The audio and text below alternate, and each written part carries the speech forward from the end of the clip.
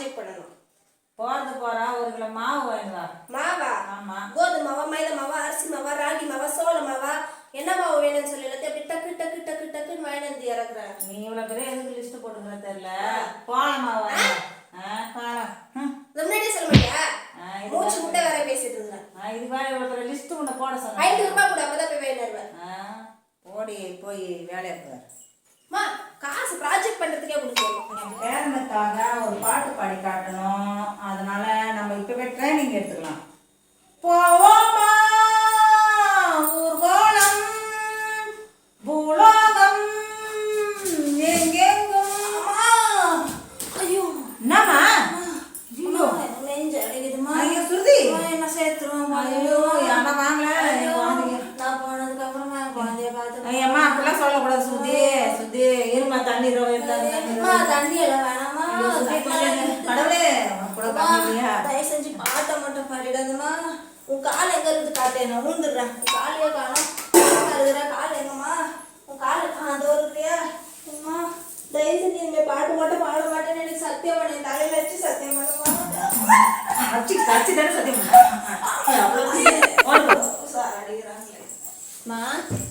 எங்க போயிட்டார? கடைக்கு போயிட்டு வரேன். கடைக்கு போயிட்டாரியா? சரி இன்னைக்கு என்ன சமையல்? ஏதோ ஒன்று சமைக்கிறேன். சமைச்சதை சாப்பிடு. பாயாசம் செஞ்சுக்கூடா. காலையிலேயும்மா பாயாசம் சாப்பாடு செஞ்சு சாப்பிட்டா உடம்புக்கு நல்லது. இன்னைக்கோ ஒரு நாள் தரமா லீவ்ல வீட்டுல இருக்கேன். ரவா பாயாசம் செஞ்சு கொடுமா ப்ளீஸ்மா. ரவா பாயாசம்? ரவா பாயாசமா? சாதா பாயாசமே இது. ரவா பாயாசம் வர செஞ்சாரன் செஞ்சு எடுத்துக்கா. 10 நிமிஷம் தான் டைம். 1 hour later. இன்னும் 4 காணமா.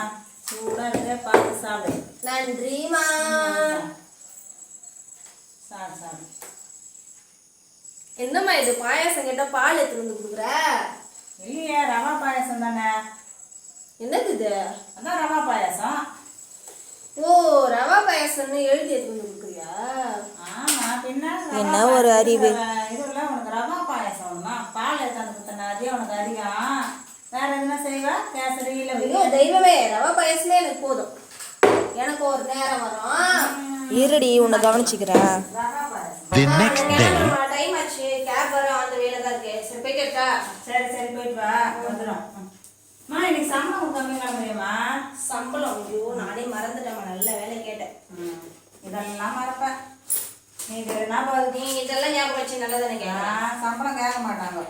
கவர் பிரிக்காம இதுல உங்கள்கிட்ட கொடுத்துருக்காங்க. கரெக்டா இருக்கான்னு பாத்துக்கோ. என்னது இது? பேப்பர் இருக்குதா? அது பேப்பர் இல்லை, நான் உனக்கு வச்சிருக்கிற ஆப்பு. என்னது இது? salary 20,000 போட்டு சம்பளம். ஓ ரிவெஞ்சா? ரிப்பீட். ஓஹோ நைட்டு சாப்பாட்டுக்கு வருவேல, சாப்பாட்டுக்கு பதில் அரிசி அள்ளி வைக்கிறேன். நான் ஹோட்டல்லே மூக்கு பிடிக்க சாப்பிட்டேன். எத்தனை நாளைக்கு சாப்பிடுன்னு பாக்குறேன். 20,000 ரூபாய் ஒரு மாசம் ஃபுல்லா எனக்கு போதும். அதை வச்சு நான் சாப்பிடுறேன். ரவா பாயசம் செஞ்சு நான் இது பண்ணனே நீ இந்த பண்ற. ஆமா சம்பாரிச்சு போற எனக்கு ரவா பாயசம் கேட்டா நீ பேப்பர்ல எழுதி வந்து கொடுப்ப. சம்பளம் தான். யோசனை காலையில இருந்து நைட்டு படுக்கிற வரைக்கும். என்னம்மா காலையில என்ன ரொம்ப யோசனைல இருக்கிற? ஜாலியா இருக்கிறீங்க? ஜாலியா இருக்கு. நான் என்ன சமைக்கிறதுன்னு யோசிச்சுன்னு இருக்கிறேன். அம்மா என்ன சமைக்க போறீங்க? என்ன புதுசா சமைக்க போறீங்க? சமைச்சதான் சமைக்க போறீங்க? எது சமைச்சாலும் சாப்பிடுறது தானே. வேற வழியே சாப்பிட்டுதானே ஆகணும். சரி விடுங்க. உங்ககிட்ட வயசுல பெரியவங்க அனுபவம் இருக்குது. ஒரு விஷயம் கேட்கறேன், கரெக்டா பதில் சொல்லுங்களேன். இப்பதான் உனக்கு அறிவு வந்தது. நல்ல கேள்வியை கேட்டுக்கிற, நல்ல பதில சொல்ற. அப்படி கப்புன்னு பிடிச்சிக்கணும். எப்படி பிடிக்கிறன்றத பாருங்க. நம்ம வாழ்க்கையில நிம்மதியா இருக்கணும்னா என்ன செய்யணும்? ஓ சூப்பர், அருமையான கேள்வி. சொல்றேன் பாரு.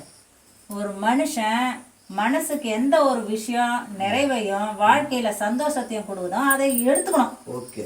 எந்த ஒரு விஷயம் நம்ம மனசுக்கு நிறைவு இல்லாமையும் வாழ்க்கையில சந்தோஷத்தை கொடுக்கலையோ அதை தூக்கி போட்டுட்டு போய்கிட்டே இருக்கணும். அவ்வளவுதான். ஃபாலோ பண்ண போதுமா? ஃபாலோ பண்ணாதான்ப்பா எந்த ஒரு விஷயத்தையும் தூக்கி போட்டு போய் இணையிரு. ஆமா. அப்போ முதல்ல வந்து உன் பொண்ணையும் ஒன்னையும் தான் தூக்கி போடணும். அதனாலதான் எனக்கு தொல்லையா இருக்கு. சரியா? இந்த விஷயத்த ஃபாலோ பண்ணதான் நான் வந்து சொல்லுவாங்க ஒரு பழமொழி, வரம் கொடுத்தவன் தலையிலே கைய வைக்கிற கதை. அந்த கதையா நீ இந்த கூப்பிடுறேன் சுருதியே. சரி நான் வர டைம் ஆகுது. அந்த பையனோட கிளம்பு. ஓ நல்லா ஆளுதான். என்கிட்டே கேட்டு என்கிட்டே முடியும். எல்லாருமே நல்லா இருக்கு, சூப்பரா இருக்கு. நீ எப்படி இருக்க? என்ன உனக்கும் ஹஸ்பண்ட்க்கு சண்டையா? என்னடி கல்யாணம் ஆகி 1 மாசம் தான் ஆகுது, அதுக்குள்ள சண்டையா?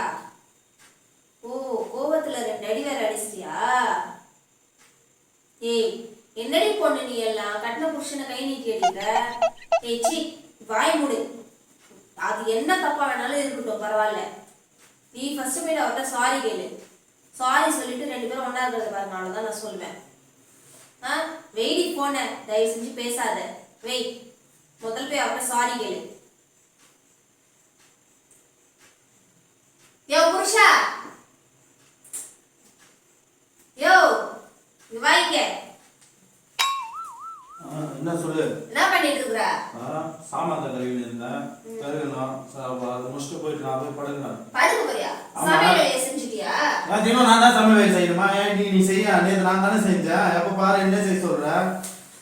எப்படி நேத்து வாங்குனது பத்தலையா இல்ல இன்னும் ஏதாவது வேணுமா? ஆனா ஒன்னா இதை ஒன்று சொல்லிடு, சும்மா எல்லாம் மிரட்டுறியா? போ போய் சமையல் வேலையை செய். குழம்பு நல்லா காரமாவே. A few minutes later. ஒரு ஃபோன் கூட இன்னும் அவ பண்ணவே இல்ல. சரி, நம்மளே ஃபோன் போட்டு கேட்போம். ஹலோ, என்னடி சாரி கேட்டியா? சரி விடுடி, ஸ்டார்டிங்ல எல்லாம் அப்படிதான் குதிப்பாங்க, போக போக பார்த்துக்க வேண்டியதுதான். இதுல என்ன இருக்கு? எல்லார் வீட்லயும் அப்படிதான் புருஷனுங்க எல்லாம் தொல்லைதான், என்ன பண்றது? விடுடி, பார்த்துக்கலாம். சரி சரி, என்னால நீங்க 2 பேர் சமாதானம் ஆனீங்கன்னா பிரச்சனையே இல்லை.